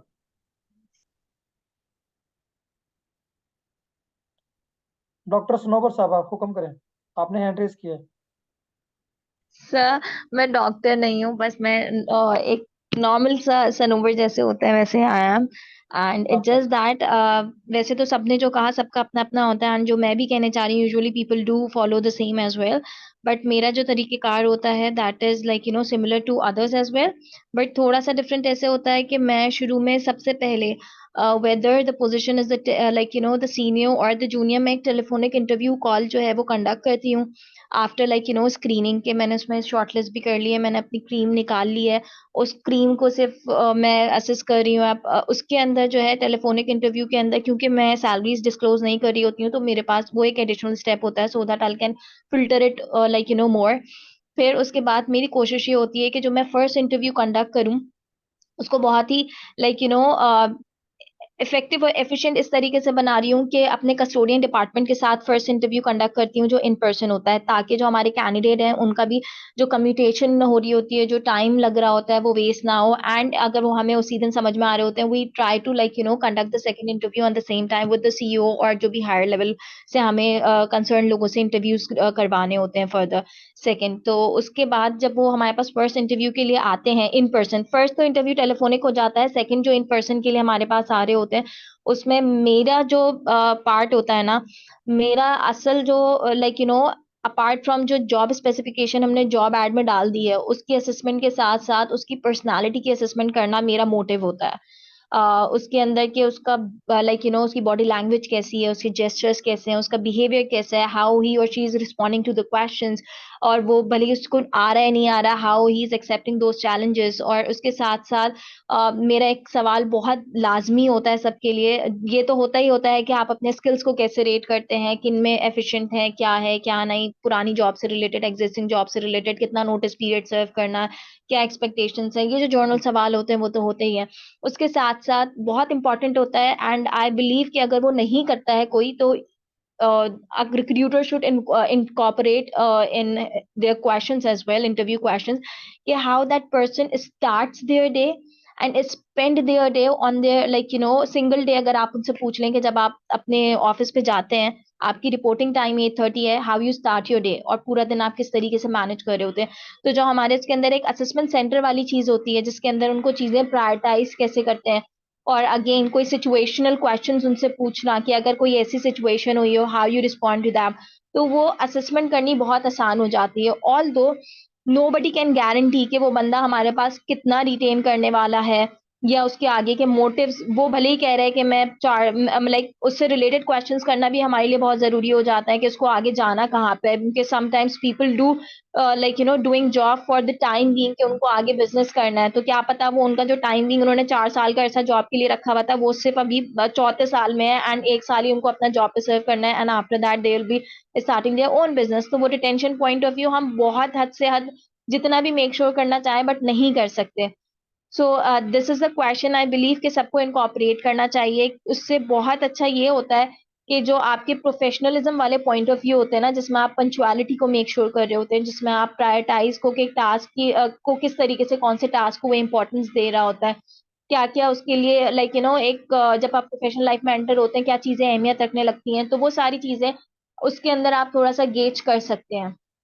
so this is how I conduct the interviews, and उस इंटरव्यू के अंदर मेरे साथ कस्टोडियन डिपार्टमेंट होता है, जिसके अंदर इमीडिएट सुपरवाइजर जो उसको जिस टीम के अंदर जाने वाला होता है वो, तो उससे लाजमी मेरी कोशिश होती है वही बंदा उसके अंदर सिटिंग कर रहा हो, ताकि उसको एक ये ना हो कि हमारे हेड ने हमें एक बंदा लाके दे दिया है और हमें अब उसको जो है वो लेके चलना है। बट मेरी कोशिश होती है वो इमीडिएट सुपरवाइजर ही कंडक्ट करे, और उसको अगर समझ में आए तो हम आगे मूव ऑन हो, अदरवाइज हम लोग will switch to some other candidate. हाँ, उसके अंदर अगर कभी कभी इमीडिएट सुपरवाइजर की तरफ से ऐसी रिजर्वेशन आने लगती है जो कि जेन्युइन नहीं हो, समटाइम्स इट हैपेंस कि वो अपना बंदा कोई लाना चाह रहा होता है, वो कॉम्पिटेंट नहीं होता, तो उसको अच्छे से बफर करते हुए, सिचुएशन को हैंडल करते हुए जो कॉम्पिटेंट कैंडिडेट है उसको आगे लेके आना, एंड बहुत ही न्यूट्रल तरीके से चीजों को टैकल करना, जजमेंटल ना होना। So these are the points that being a recruiter I follow. Excellent जी, और जबरदस्त। आप लोगों को चाहिए कि आप लोग ना एक लिस्ट ऑफ क्वेश्चंस भी बनाएं, तो आके जो लोग बिल्कुल न्यू हैं, आप लोगों का तो माशाल्लाह फिर भी फील्ड का एक्सपीरियंस है, कुछ लोग हैं जो बिल्कुल न्यू हैं और उनका कोई एक्सपीरियंस नहीं है, उन्होंने कभी इंटरव्यूज नहीं किए होते, तो उनसे बेस्ड ऑन योर एक्सपीरियंस आप लिखें कि क्वेश्चन क्या पूछना है और उसकी रीज़न क्या है उस क्वेश्चन को पूछने की, ताकि वो रीज़न भी उसके पास आनी चाहिए कि वो ये क्वेश्चन क्यों पूछ रहा है। ठीक है मेरी बात समझ में आ रही है या नहीं आ रही? जी सर, बिल्कुल। जी सर। तो ये काम कौन कर सकता है? मैं कर दूंगा। ठीक है, और ये नहीं आप लोग आपस में शेयर करें ताकि बाकी सारे इम्प्रूव करें। बिल्कुल, we can right. Do this कि हम सब अपने अपने एंड से 5-5-3-3 क्वेश्चंस भी डाल सकते हैं, सो दैट सबके एफर्ट्स भी आ जाएंगी, और हो सकता है कि मैं जिस चीज को केटर ना करती हूँ वो इम्पोर्टेंट है तो वो मेरी नॉलेज में भी ऐड ऑन होगा। लाइकवाइज किसी और के क्वेश्चंस मेरे लिए हेल्पफुल हो सकते हैं, मेरे क्वेश्चंस किसी और के लिए हेल्पफुल हो सकते हैं, तो सबकी नहीं, एक इसको कोई जेन्युइन। लीड भी तो करे ना इस एक्टिविटी को, तो लेट से आप लोगों में से लीड कौन करना पसंद करेंगे? शफकत साहब कह रहे हैं कि वो लीड कर रहे हैं। चले शफकत साहब, फिर ऐसा ही आपने है शफकत सबसे साहब? It's okay, no issue at all. Excellent. Volunteer हमें चाहिए था, बस वो हमें मिल गया, अल्लाह का शुक्र है। जी। बेसिकली एक क्वेश्चन तो सबसे पहले कॉमन होता है ना, जो कि पूछा जाता है कि टेल मी अबाउट योरसेल्फ। ये चाहे हाँ, आपका टेक्निकल हो नॉन टेक्निकल हो, ये तो कॉमन क्वेश्चन होता है हर एक इंटरव्यू में, एंड इट इज अ अच्छा, वेरी फर्स्ट इसमें क्वेश्चन। मैं थोड़ा सा ऐड करना चाहूंगी। मैं यूजुअली नहीं पूछती कि आप अपने बारे में बताएं, मैं उनको यूजुअली पूछती हूँ आप अपनी जर्नी शेयर करें, और ना ही मैं ये वर्ड यूज करती कि आपका एक्सपीरियंस क्या है। मैं उनसे थोड़ा सा उनको एक ईज एट होम वाली चीज फील कराने के लिए एंड ऑल दैट स्टफ, मैं उनसे कहती हूँ आप अपनी जर्नी शेयर करें, from your education till your professional life you have been through up till now. So एक स्टोरी टेलिंग वे में चला जाता है, इंस्टेड ऑफ कि वो बिल्कुल ही मोनोटमस सा एक बिल्कुल होता है ना स्ट्रक्चर्ड क्वेश्चन जो शुरू मतलब हम यूजुअली पूछ रहे होते हैं अपने बारे में बताएं, ये करें वो करें। सो मुझे ऐसा लगता है थोड़ा सा एक ईज करने के लिए सबके अपने अपने पॉइंट ऑफ व्यूज हो सकते हैं, this is what I believe and I do. So I think वो एक अच्छा सा एक कम्युनिकेशन और एक इंगेज करने के लिए सामने वाले के साथ एक रैप क्रिएट करने के लिए हेल्पफुल होता है। जी जी बिल्कुल जबरदस्त। तो बस यही मैं चाह रहा हूँ कि ये आप लोग क्वेश्चन की लिस्ट बनाएं और उसकी रीजन क्या है। तो शफकत साहब बिल्कुल इसको कंपाइल करेंगे, आप सबसे इनपुट ले लेते हैं और उसका एक हमारा डॉक्यूमेंट बन जाएगा जो हम बिगनर्स, फिर बिल्कुल उसमें मैं भी ऐड कर दूंगा और हम लोग उसको फर्दर आगे लेके चल पड़ेंगे इंशाल्लाह। इंशाल्लाह। ठीक है जी। और इंटरव्यू हो गया, उसके बाद जॉब ऑफर आ गई, ठीक है। तो मुझे ये बताएं कि जो एटीएस सिस्टम्स कौन कौन से यूज करते हैं। जैसे कुछ सवाल आते हैं वो ना मैं लिख देता हूँ, उसको आप लोग कर लें। तो वो आप लोग पर्सनल असाइनमेंट में कर लें, फिर इंशाल्लाह आप लोग नेक्स्ट वीक आते हैं ना, तो फिर हम लोग जरा हम्म। डिटेल में आगे चीज़ों को लेकर चलते हैं। क्या ख्याल है आप लोगों का? परफेक्ट। ठीक है। अभी कोई आप लोगों के माइंड में इमीडिएट क्वेश्चन है तो वो प्लीज मेरे से पूछें आप लोग।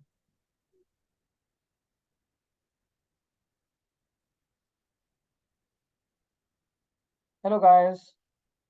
मेरे माइंड में तो अभी ऐसा कुछ नहीं है, इफ एनीबॉडी एल्स हैव अच्छा, प्लीज। मेरे माइंड में एक क्वेश्चन है, वो है कल्चर फिट के हवाले से, जी जी। कि how can we evaluate culture fitness of candidate, मतलब वो कैसे हम कर सकते हैं? क्या वो इंटरव्यू का पार्ट होगी, या मतलब आप अगर इस बारे में कुछ बता सकते हैं तो। देखिए जो कल्चर फिट है, दो तरह के क्वेश्चंस होते हैं। एक क्वेश्चन होता है which is relevant to your technical skills, और एक जो होता है जो आपका इमोशनल इंटेलिजेंस को आपने मेजर करना होता है। आपको पहली चीज ये है कि जो रिक्रूटमेंट है ना, उसने मेक श्योर करना होता है कि कैंडिडेट किसी भी जॉब को परफॉर्म करने के लिए ना दो तरह की स्किल्स चाहिए होती हैं। आपको पता है what are those two types of skills which are required to perform any job?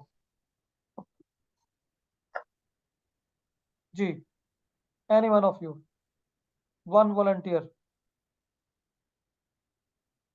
To perform any job you need two skills, one is your technical skills and the second is your soft skills। ठीक है। अगर एक बंदे को सिर्फ technical skills आती हैं तो क्या वो जॉब को परफॉर्म कर सकता है? नो। नहीं कर कर सकता सकता है, बिल्कुल। बिल्कुल कर सकता है, क्यों नहीं कर सकता? लेकिन उसकी जॉब कौन सी है, ये भी तो सर बात है ना। एग्जैक्ट नहीं, सिर्फ जॉब कौन सी है वो भी मैटर करती है, and hmm. That will be कुछ परसेंटेज होगी जिसमें वो फिर लैग कर रहा होगा, जहाँ पे उसकी सॉफ्ट स्किल्स बहुत ज्यादा कंट्रीब्यूट कर रही होंगी। अगर मैं कस्टमर सपोर्ट सर्विसेज की बात करूं तो उसमें हमारे पास सिर्फ टेक्निकल स्किल्स जो होती हैं वो रिक्वायर्ड नहीं होती हैं कि उसको सीआरएम सिस्टम चलाने आते हो, उसको नहीं आती होती है, ईमेलिंग बिल्कुल होती डॉक्यूमेंट है, किसने कहा सारी नहीं चीजें, होती? सॉफ्ट स्किल्स भी उसके लिए उतनी ही इम्पोर्टेंट होती हैं जितनी उसके लिए टेक्निकल स्किल्स मैटर कर रही होती हैं। बेसिकली कोई भी जॉब ऐसी नहीं है जिसके ऊपर आप कहें कि सिर्फ टेक्निकल स्किल्स चाहिए या सिर्फ सॉफ्ट स्किल्स चाहिए। एग्जैक्टली, आई एम उसकी having the same percentage view. Change हो सकती है। ठीक बिल्कुल। है। इवन के जो मशीन ऑपरेटर है ना, जिसने 100% मशीन को ऑपरेट करना है, उसको भी 10, 15, 20% सॉफ्ट स्किल्स चाहिए। एग्जैक्टली। ठीक है। अगर कोई ड्राइवर है ना, ड्राइवर कितनी टेक्निकल जॉब है, टोटल टेक्निकल जॉब है, उसको भी कुछ ना कुछ सॉफ्ट स्किल्स की अंडरस्टैंडिंग चाहिए। बिल्कुल। ठीक है। तो आप ये नहीं कह सकते कि एक जो मशीन ऑपरेटर है जो बिल्कुल लेबर में जो पैकिंग कर रहा है या मशीन को चला रहा है या फोरमैन है या वो फ्रंट लाइन वर्कर है, ठीक है, तो उसको सॉफ्ट स्किल्स की जरूरत नहीं है। हर जगह पर सॉफ्ट स्किल्स की जरूरत है। हाँ, ठीक है। मेरा भी यही कहना है कि सॉफ्ट स्किल्स जो होती है भले ही कितना ही टेक्निकल क्यों ना हो, even then soft skills plays there somewhat of the percentage of that job role. हाँ जी, उसकी परसेंटेज रिड्यूस हो जाती है लेकिन वो चाहिए। बिल्कुल। अब आपने इंटरव्यू में ये दोनों को गेज करना है। जैसे दानिया ने बात की, जो कल्चर फिट है ये सॉफ्ट स्किल्स का पार्ट है। ओके। दानिया, हम्म। पहली चीज ये मैंने इसको इसलिए दो अल्फाज में बात की है। दानिया ने पूछा था ओके। या किसने पूछा मैं था? नहीं पूछा था बिल्कुल। अब ये जो कल्चर फिट है ना, तो इसलिए अगर इवन कि आप टेक्निकल बंदे को भी लेकर आ रही हैं, अब वो हम्म। टेक्निकल रिसोर्स है लेकिन वो लोगों के साथ लड़ पड़ता है, तो what is that? That is कि वो कल्चर फिट नहीं आ रहा। ठीक है। अब कल्चर बनता कैसे है, मैं आपको थोड़ा सा जरा मुझे बैकग्राउंड में जाना पड़ेगा। कल्चर बनता कैसे, सबसे पहले आप इसको अंडरस्टैंड करें एज ए रिक्रूटर, आपको पता होना चाहिए कि कल्चर बनता कैसे है। फिर आप ये देखेंगे कि उस बंदे को कल्चर फिट करना कैसे है, आप इंटरव्यू में कैसे गेज करेंगे। बताएं जी, कल्चर कैसे बनता है?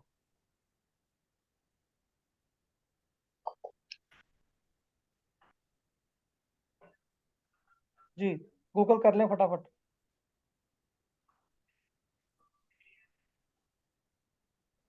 कल्चर कैसे बनता है जी, बताएं।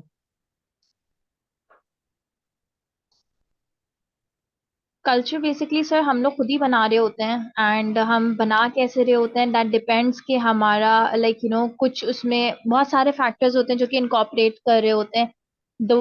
जिसके अंदर कुछ हमारी पॉलिसीज आ जाती हैं, कुछ हमारे कंपनी के सबके अपने अपने नॉर्म्स होते हैं, कुछ जो होते हैं the way we are communicating with our employees, किस तरीके से हम इवन के हम सुबह अगर मिल रहे हैं अपने एम्प्लॉयज से हम सलाम कर रहे हैं, दैट ऑल्सो कंट्रीब्यूट कि हमारा एक कल्चर ये है कि सब सुबह जहाँ पे भी मिलते हैं एक दूसरे को मीट एंड ग्रीट कर रहे होते हैं।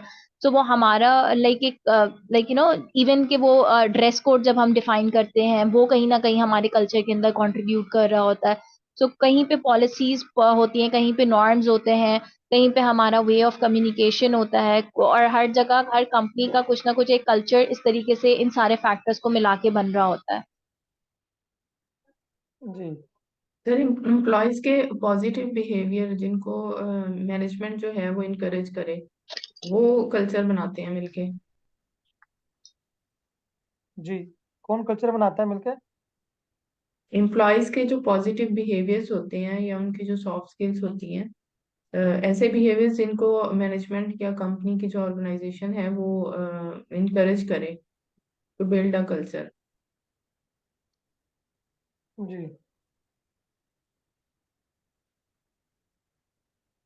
अच्छा जी।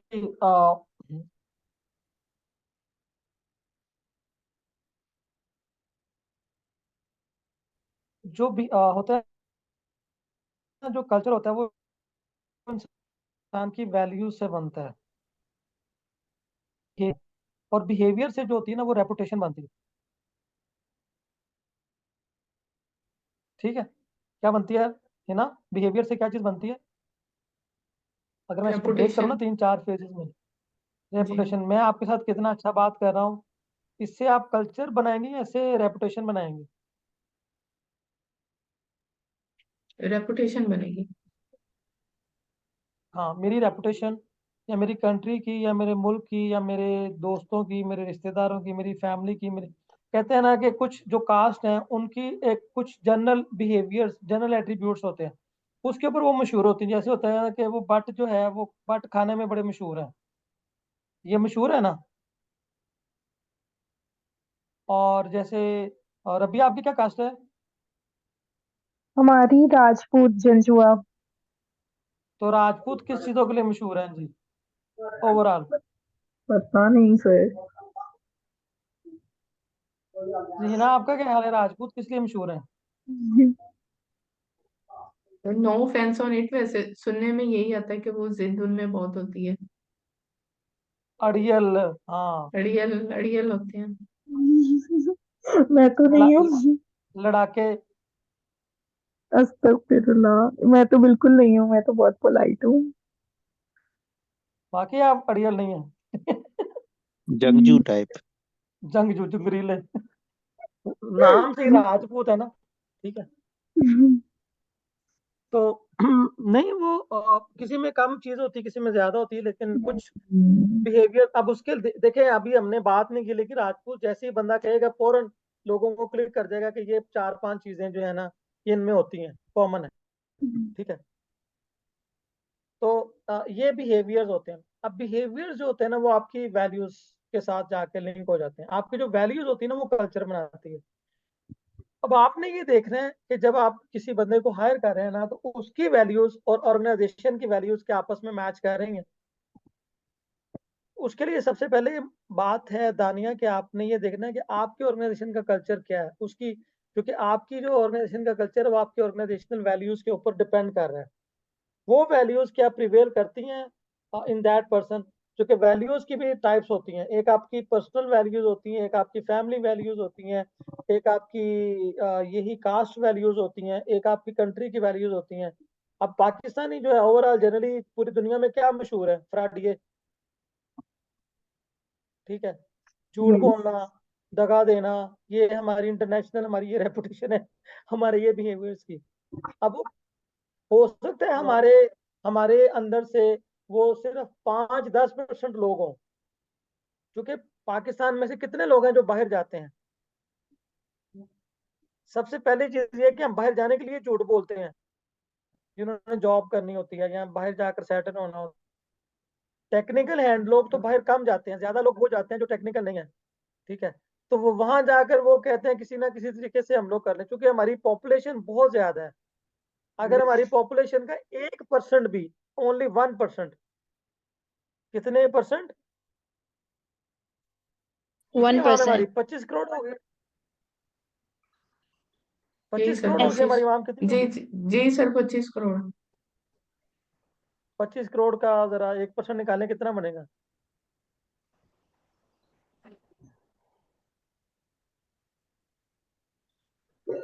जी 1% कितना बनेगा?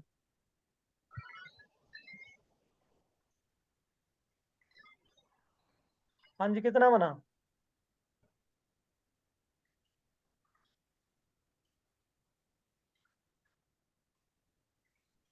बताएं जी। किसी ने भी कैलकुलेशन नहीं की अभी तक? बड़े स्लो हैं भैया आप लोग। 250 मतलब lakhs। हाँ, अब 25 लाख हैं। अब 25 लाख लोग बन जाते हैं 1%। कुछ ऐसे मुल्क है जिनकी टोटल पॉपुलेशन 25 लाख है, आपको पता है इस बात का? नो, बट होंगे ऑब्वियसली ऐसे भी कुछ कंट्रीज। आप रिसर्च करें, आपको पता चल जाएगा। कुछ देयर आर सर्टेन कंट्रीज जिनकी टोटल पॉपुलेशन 2.5 मिलियन है। हम्म। कि मैं एग्जांपल देता हूँ, पुर्तगाल की पॉपुलेशन चेक करें कितनी है, फिनलैंड की देखें कितनी है। फिनलैंड टोटल पॉपुलेशन आ रही है जी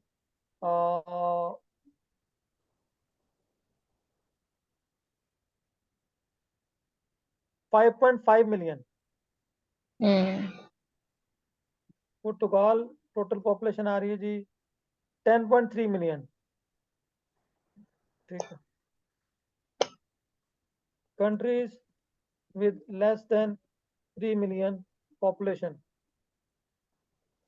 उसमें कुक आइसलैंड है, नारू है, तुवालू है, वॉलिस है, छोटे छोटे मुल्क आ रहे हैं जी, काफी सारे मुल्क, ठीक है। आइसलैंड है उसके अंदर। तो मेरा कहने से मुराद ये है कि देयर आर सर्टेन कंट्रीज। तो ये जो 1% भी अगर झूठ बोलते हैं, दो नंबरी करते हैं, मिसबिहेव करते हैं, तो आप ये देखें कि वो कितने ज्यादा लोग बन जाते हैं, और वो पूरे पाकिस्तान के ऊपर उसका इफेक्ट होता है उसका। हम्म। अब ये जो हमारे पॉलिटिशियंस हैं, ये हमारी टोटल पॉपुलेशन का कितने परसेंट है? नॉट इवन 0.01%, लेकिन वो नचा रहे हैं हम सबको। हम्म। इमेजिन करें। सो ये जो बिहेवियर्स होते हैं ना दानिया, ये आपकी रेपुटेशन बना रहे होते हैं। तो आपने ये देखना होता है कि जो बिहेवियर जो है ना, वो उसका बना है उसकी कल्चर से। जिस कल्चर में इंसान बैठता है ना, वहां से उसके बिहेवियर बनते हैं, और कल्चर बनता है उसकी वैल्यूज से। वैल्यू से कल्चर बनता है, ये आपने याद रखना है, ये आपने इसको रिवर्स गेज करना है। So you have to identify his behaviour during the interview. अब वो उसके सर्टेन क्वेश्चन हैं, आप मेरे लिए उसके मेरा सेपरेट प्रोग्राम है इंटरव्यू स्किल्स के ऊपर, वो हम फिर उसमें डिस्कस करेंगे, ठीक है। तो जो है वो आप बिहेवियरल इंटरव्यू करना आपको पड़ता है। आप उसके डिफरेंट क्वेश्चंस उससे पूछते हैं, सिचुएशनल क्वेश्चंस के। दो दोस्तों की लड़ाई हो जाती है, आप उसमें क्या रोल प्ले करेंगे, ठीक है। ऑफिस में दो लोगों की लड़ाई होगी, आप उसमें क्या रोल प्ले करेंगे, सारी चीजें, थिंग्स लाइक दैट, ठीक है। ठीक है। तो आप क्या नाम है, सिचुएशनल क्वेश्चन पूछेंगे, दूसरा आप उसकी वैल्यूज गेज करने की कोशिश करेंगे, ठीक है। तो ये चीज़ें आपको जेहन में रखनी पड़ेंगी, फिर जाकर आप उसको किसी तरफ लगा सकते हैं, ठीक है। तो फिर ही आपको उसके रिजल्ट्स मिलेंगे, अदरवाइज तो आप उसका गेज नहीं कर सकते। इसका तो हम क्वेश्चनर भी बना सकते हैं, व्हाट डू यू थिंक? मतलब वो ज्यादा बेहतर नहीं रहेगा? एक और इंटरव्यू कंडक्ट किया जाए कल्चर फिट का। हाँ कर सकते हैं विद इन दैट इंटरव्यू। देखिए एचआर का यही तो काम है। छोटा किया जा सकता है उसको क्वेश्चनर एचआर के ने थ्रू। कल्चर फिट ही तो करना है कैंडिडेट को। जी हाँ।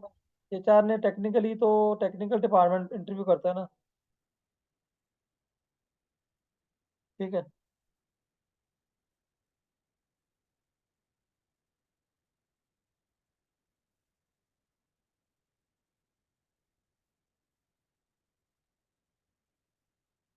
चलें जी, आज फिर हम लोग इतना ही करते हैं। बाकी फिर इंशाल्लाह आप लोगों से नेक्स्ट वीक मुलाकात होती है। मेरी एनर्जी डाउन हो गई है, तो नो कोई क्वेश्चन अगर पूछे तो फिर इंशाल्लाह हम लोग आगे बढ़ाते हैं। नेक्स्ट वीक मुलाकात होती है। श्योर। ठीक है जी। बहुत शुक्रिया जी आप लोगों का। आई होप आज आप लोगों को कुछ चीज़ों की समझ आ गई होगी, कुछ चीज़ें आप लोग आपस में कनेक्ट कर पा रहे होंगे। जी बिल्कुल। दानिया। जी बिल्कुल सर। सर।